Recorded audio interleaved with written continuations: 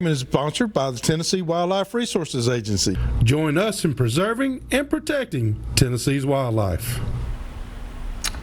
All right, everybody, y'all be sure to give us a call during this segment. You can give us a call at 737-7767. Let us know what your questions or comments might be for Anthony and I, either one, and we'll definitely try to get you an answer.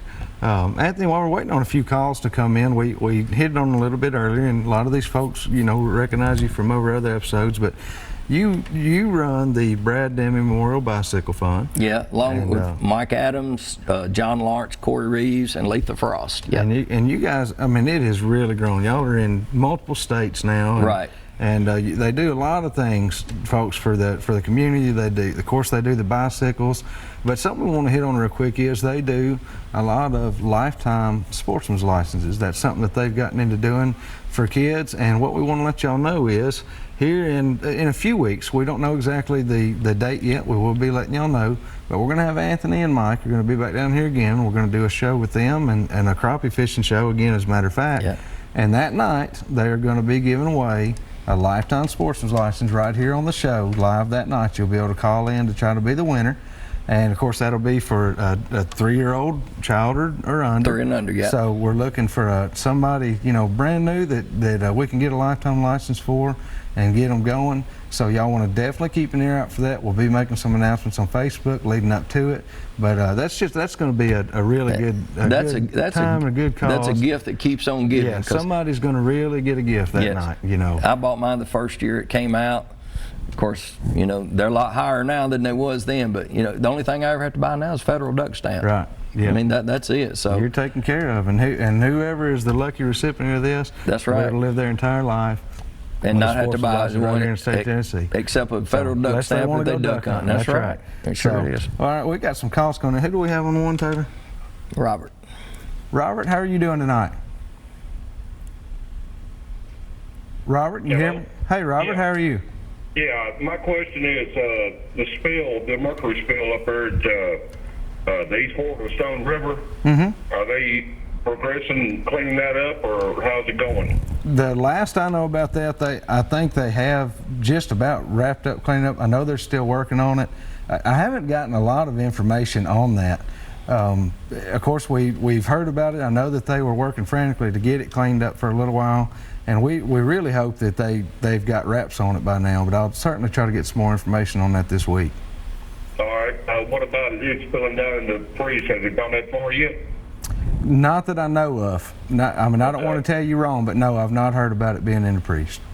All right, sir. Have a good night. Not a problem. Thank you for calling. Thank you.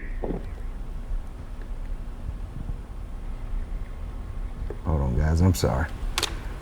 Larry, how are you doing tonight? All right, you buddy? Doing great. Hey, I was just calling about the 2 little small houseboats hung up right there at the 109 bridge all the time on that sandbar. And I was curious about what's going on with them things. They've been there for months. I cross that every day going to the steam plant. I don't know. I wondered the same thing about those 2 boats sitting there. I'm the same as you. I drive over that bridge quite a bit going from Lebanon to Gallatin. And I don't know if they just got them hung up there and they can't get them loose or what the deal is. But, you know, I'd say at least 2 months it's been sitting there, hadn't it, anyway? Yeah, it's been there several months. One of them was there several months before the second one. I guess if they stay there long enough, it'll be some good fish habitat anyway. There in the river channel. I figured the core would make them. Me too. Waters come up, but I'm afraid they'll wash down, do some damage. It's very possible. It is. I mean, if they do come loose, they could cause a lot of damage when they get on downstream. Yeah. But I don't really know what the story behind those boats are. I've actually asked a couple of people, and they don't know. I don't know who the owners are, or how they ended up there, or how it ended up being 2. Now, I'll be honest, when I first noticed them, there was already 2 of them. I didn't realize that there was one before that. So I don't know, but we'll definitely see if we can get somebody that can tell us anyhow. Okay. Did you what went on with the Cedars of Lebanon deal? Well, we went down to the meeting that night, and we had a big turnout. I was really pleased with everybody that turned out. Matter of fact, Anthony came down from West Tennessee that night. Him and Mike Adams both came, and Sid Herring. There was a lot of people. Sid Herring showed up. A lot of people that are involved with the show showed up down there. And when we got there, once we arrived, they had already decided at that point in time that for right now, they weren't going to make any changes to the hunting situation in there. Except they had 3,000 acres. Yeah, Didn't well, Didn't they add they're that? possibly going to be making some changes later. They did, however, open up a section on the, I believe it would be the east, no, I'm sorry, I believe it would be the west side of the park, just beyond the utility shed there on the right side of the road that previously couldn't be hunted. For right now, that's actually going to be open to hunting. So it's still something that's going on that we all need to keep a good eye on. And I'm glad you brought that up too, because starting in September, they're going to have a hunting permit that you'll have to be able to hunt in Cedars of Lebanon. It's a free permit, and you can get it right there at the ranger station. And what we've been telling people is we want everybody possible to go down there and get one of those permits. They're doing this for, to get some numbers together and try to figure out how the area is being used. So if you have any kind of desire whatsoever to hunt there, even if you don't, we're asking everybody, once they have these permits available in September, go down to the ranger station. You just fill out a quick little form there, and they'll give you a hunting permit for Cedars of Lebanon.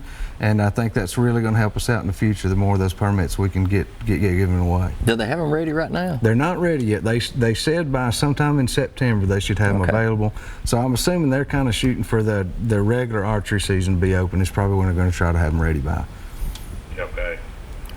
But for right now, we're in good shape over there for now. Thank you, buddy. Not a problem. Thank you very much Thank for you. calling.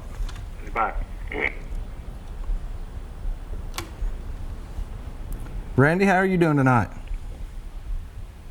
Randy, Yes, sir. how are you tonight? I'm good. You? Doing great. Doing great. What can we do for you tonight? Yes, sir, guys. I wanted to ask you. Yes, sir. I'm fine. You guys? Yeah, doing well. I wanted to ask you guys what you think about the. I want to ask you what you think about, coyote problems that go with the deer seasons. Mm-hmm. And We had that discussion over supper Yeah, we were tonight. talking about that over dinner tonight. There are seems to be now more coyotes than I have seen ever in years past, and a lot of the reason for that around where I am now, it's a little different where Anthony is, but our land's going away. So what's happening is you got your wildlife in general is all being pushed into smaller and smaller areas. Coyotes are one of those species of wildlife, and they have wreaked havoc on some of the different, a lot of people say they've killed a lot of the turkeys, and they've killed fawns and things like that. Kill pets. They kill a lot of pets down around our these home. predator tournaments now, and I think that has made an impact as far as kind of keeping the population down, and having the year-round season on them helps. But I think a lot of it is just more people need to get back into things like trapping, and with the fur market not being any good, you just don't have that many. That's right. Predator hunters anymore. I mean, Brandon, I may get, if I get 10,000 trail camera pictures a week, I'll have 3,000 to 4,000, nothing but coyotes. That's it. Oh yeah, and right now when they're bush hogging fields, cutting hay fields, things like that, if you want to hunt them, one of the very best times to get after a coyote Is right after you bush hog it. you've bush hogged a field or cut a field for hay or what have you, because they will be in it for the next few days. But yeah, we certainly agree. There seems to be more than in years past, and a lot of it's just lack of people hunting them anymore.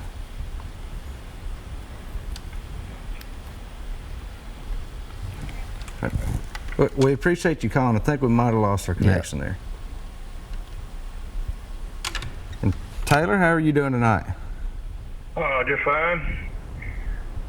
Yes, I have a couple of questions if I can get them in. You Yes, sure. talked about the mandatory check-in to see if they had the disease. Mm-hmm. I'd like to know how long does it take to get the results back, and what do you do with the meat in the meantime? If and I think I heard you say one time you would not want to eat one.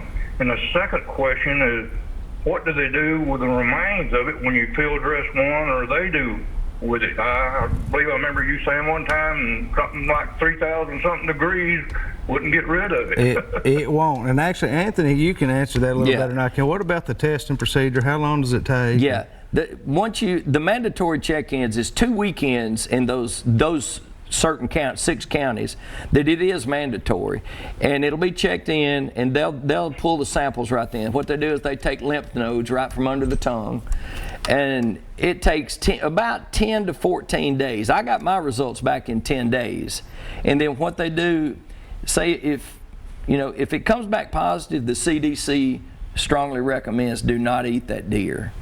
So, I mean, personally, and I'm not going to eat one either if it comes back positive. No, and you were asking about what to do with the meat, because obviously in 10 to 14 days you're going to have it processed. That's right. What I suggest on that, what I'm going to do myself is take the meat, go ahead and process it as I normally would, and I'm going to very well label the packages and store them, in the freezer by themselves, in a certain area. And if I get it back and the test is clear, then fine, I'll go ahead and move it into my regular meat and eat it. And if not, at that point in time, obviously it needs to be pulled out and gotten rid of. So that's kind of the way that we're going to treat it for now. And something else we're trying to work on and going to try to get y'all more information on the next few weeks is how us guys, Anthony's in the CWD county, I'm not. And of course, obviously most of Tennessee isn't. So what we're going to do is see how do we go about getting our deer tested. There are some avenues out there. We're learning a little bit more about it right now, and we're going to let you guys know over the next few weeks the best way about getting your deer tested if you're not in one of these counties. As he was talking about getting rid of the meat, yes. Some of the county landfills will accept it, some will not. They recommend if the county landfill will not accept it, carry it back to where you killed it at. Yeah. Because if it tests positive, that means the disease is already there, so you're not hurting it by putting it right back on that land. And that goes when you field dress one too. Field dress it where you kill it instead of carrying it somewhere else. Right, because again, transport and keeping it in a particular area is the biggest thing that they're trying to do. I mean, buzzards and coyotes can still spread it too, but it's, and nobody really knows. We do the best we can. That's all you can do. That's all. Right. Well, thank you for calling. Thank you. Have a great night. All right, guys, we're going to go over and do this week's tip of the week. This week's tip of the week's being brought to you by Phoenix Custom Quality Rods. They're actually based out of California, and we've been using them right here in Middle Tennessee now for quite a while. I love them. I've been using the FTX myself and a couple of their spinning rod combos. We had them on a trout fishing trip a few weeks ago, and all my buddies were raving about them. A couple of them have already ordered them. But we thank Phoenix for everything they do for us here at the show, and we look forward to using more and more of their products in the future. So I tell you what I got for this week's tip of the week, Anthony. You looked at me kind of funny when I got this I know now when you showed me, yeah. But what I've got tonight in this little jug right here is, yeah, this little jug we'll call it. This is milkweed. And I actually got this from my buddy Mike Ridings. A lot of people might know who Mike is, but we're coming up on the bow season here, and there aren't many things, I don't know if you can really pick that up well, but there aren't many things that'll give you a windicator better than milkweed. So what we'll do is we'll get a little bit of it and put it in a little vial like this medicine bottle here and carry it with us. And when you get up in that tree, you just take and drop a piece or two of that out, and it'll tell you exactly where your thermal, your thermals are running. You might have it going down for a minute, and all of a sudden it hooks back, and you had no idea. And that you'll your know scent was exactly where it's going to be with that. This milkweed right here will show you exactly where your scent is going when you're up in a tree or a blind or whatever you're doing. So get some milkweed, put it in a little container that you can carry in and out of the woods easily, and I promise you it'll help you know better off where your wind's blowing and what you got going on when you're up in the stand. Guys, we're going to take another quick break. When we come back, we've got a recipe of the week for you from the folks over at Courtney's Restaurant and Catering. We'll be right back in just a minute.